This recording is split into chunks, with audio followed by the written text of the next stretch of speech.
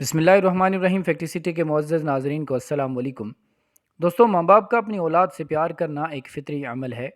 ہر ماں باپ کی یہی خواہش ہوتی ہے کہ ان کی اولاد خوش رہے اور وہ ہر طرح کے برے سائے سے محفوظ رہیں۔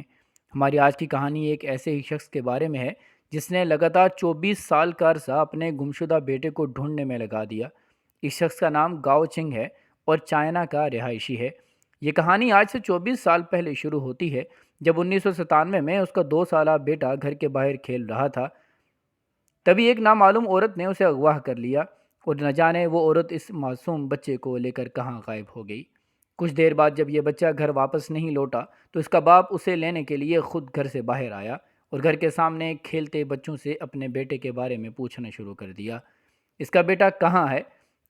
تب ایک بچے نے بتایا کہ اس کے بیٹے کو ایک عورت ساتھ لے کر جا رہی تھی۔ گاؤ چنگ نے پورا علاقہ چھان مارا مگر اس کے بیٹے کا کچھ پتہ نہیں چلا۔ اس نے پولیس کو بیٹے کے اغوا کی اطلاع دی۔ پولیس نے بھی اس علاقے کا چپا چپا چھان مارا مگر اس کا بیٹا نہیں مل سکا۔ دوستو، گاؤ اپنا بیٹا کھو چکا تھا مگر اس نے امید نہیں چھوڑی۔ کچھ مہینوں کے بعد اس نے اپنے بیٹے کو ڈھونڈنے کے لیے ایک ایسا فیصلہ کیا جسے سن کر آپ بھی حیران رہ جائیں گے۔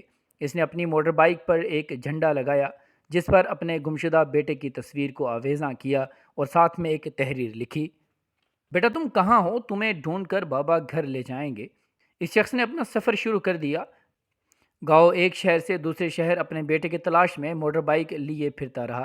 آہستہ آہستہ یہ شخص پورے چائنا میں مشہور ہو گیا اور اس کا سفر سالوں سال جاری رہنے لگا، مگر پھر بھی اس کا بیٹا اسے نہیں ملا۔ اس کے بیٹے سے محبت دیکھ کر پولیس نے اس کا ڈی این اے سیمپل لے لیا اور پورے چائنا کے پولیس ڈپارٹمنٹ میں پہنچا دیا تاکہ کبھی بھی پولیس کو کوئی سراغ ملے تو اس کو ڈی این اے کی مدد سے اس کے بیٹے کو پہچانا جا سکے۔ گاؤ چنگ ایک آرگنائزیشن کا ممبر بھی بن گیا جو گمشدہ بچوں کو اپنی مدد آپ کے تحت ڈھونڈ کر لاتی ہے۔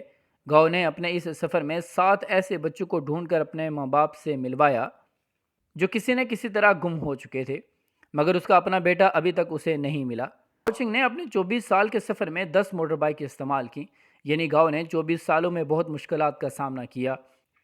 اس کا کئی بار ایکسیڈنٹ ہوا اور اس کی ہڈیاں بھی ٹوٹیں، مگر اس کے عزم اور امید میں کمی واقع نہ ہوئی۔ گاؤ نے 5 لاکھ کلومیٹر کا سفر طے کیا اور چائنا کے 30 صوبوں کی زمین چھان ماری۔